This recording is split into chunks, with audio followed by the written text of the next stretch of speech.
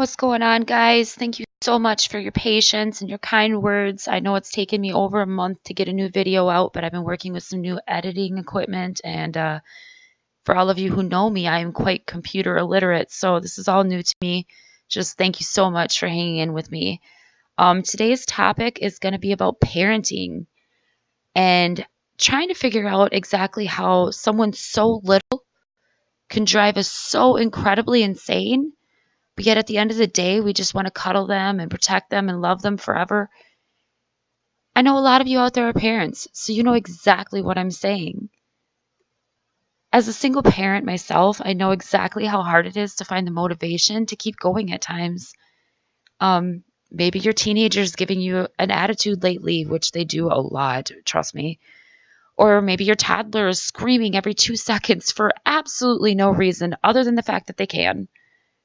Whatever is stressing you out, just remember that we've all been there. It's hard to deal with the stresses of parenting coupled with work and school stresses and requirements, but we do it every single day. And some of us out there, we do it alone. Along with being a single parent, a lot of you know I'm also a junior in college. And let me tell you, that stuff is hard. It's so difficult to remain positive when I'm under such an immense amount of stress every single minute of every single day. But despite that sometimes overwhelming stress, I know it's important to keep things in check. I mean, after all, I don't know about you, but I really don't want my children to grow up needing therapy just to get over their childhood. As a parent, I want them to grow up remembering the things we did together as a family and not mommy not being able to play because she had too much homework or because she had to work too much. I'm going to tell you right now, that thought alone, the thought of my kids suffering because of my schooling has plagued me over the past 3 years that I've been in school. It's been practically enough to drive me insane. But I'm doing it for them and to better our lives, so that's got to make it better, right? I hope so. Look, bottom line, it is impossible to be super mom or super dad. But yet, day after day, we strive to give our kids the best we possibly can.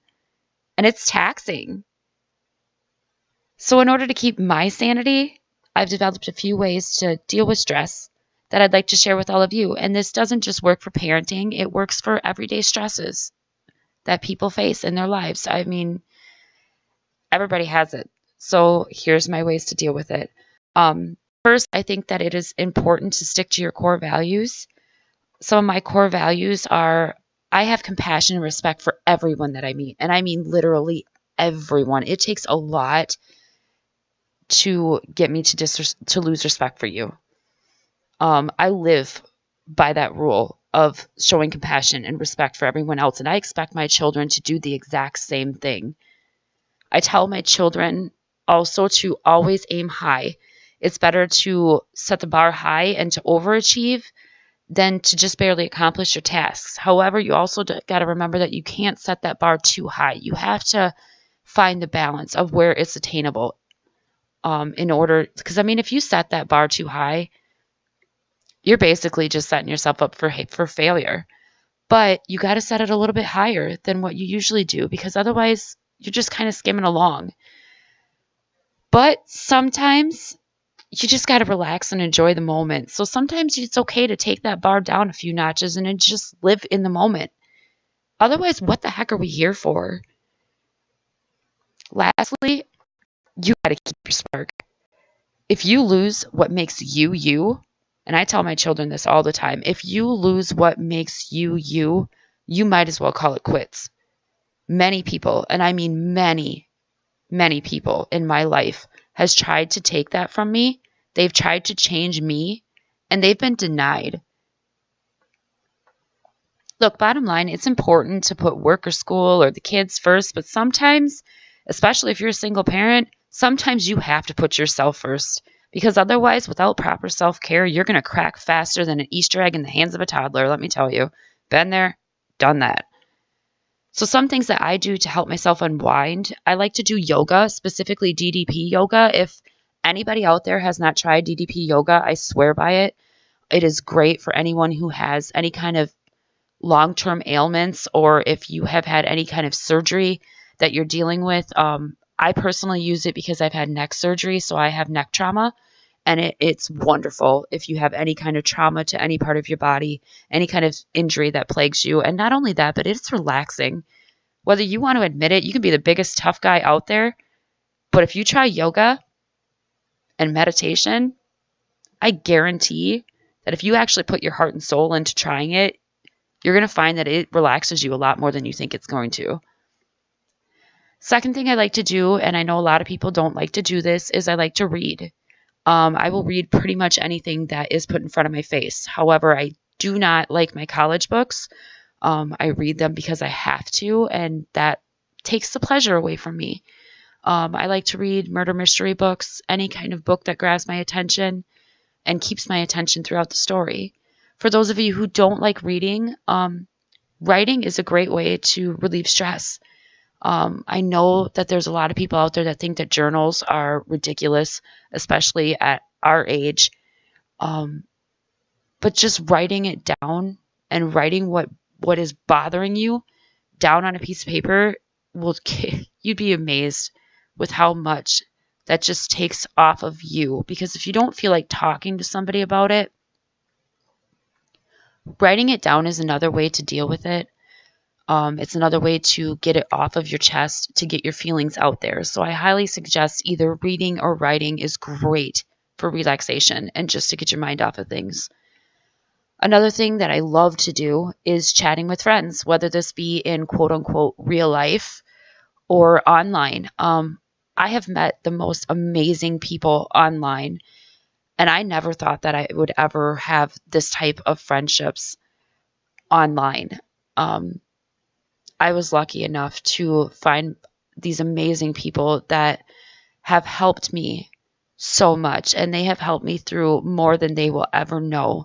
So for that, I want to give a big shout out to them. They know who they are, and I want to say thank you so much. I love all of you from the bottom of my heart.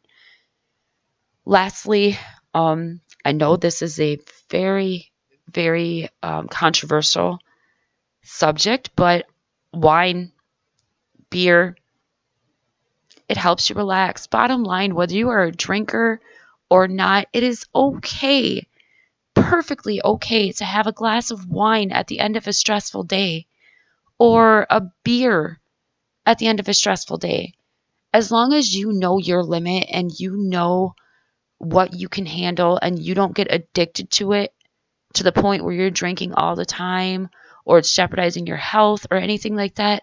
The stigma around alcohol is ridiculous because ultimately one glass of wine is just going to help you ease those muscles. It's going to help you relax. I am in no means saying, hey, you got to drink in order to relax.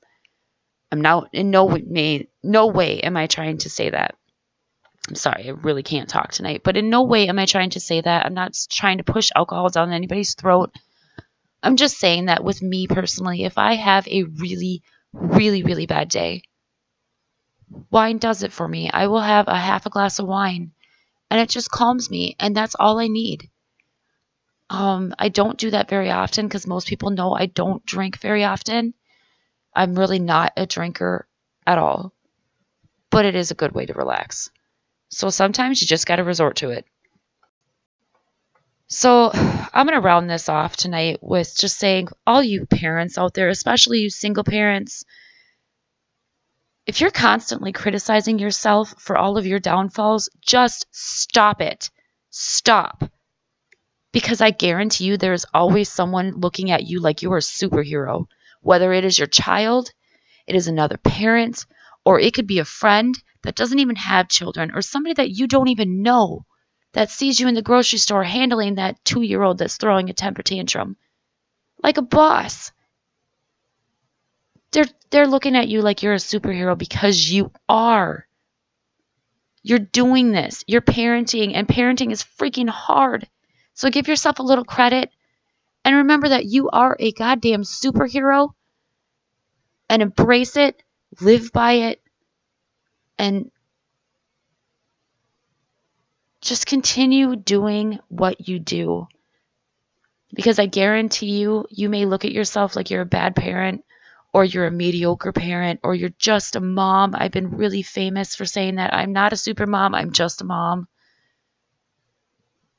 But in the end, I'm doing this alone. And even if I wasn't doing this alone, parenting is hard. And I am a superhero in the sense that I am there for my kids when they need me to be. And my kids know that no matter what, mom has their back. And all of you parents out there who are there for your kids and you're worrying that you're not there enough, just stop worrying because you're a goddamn superhero. Remember that.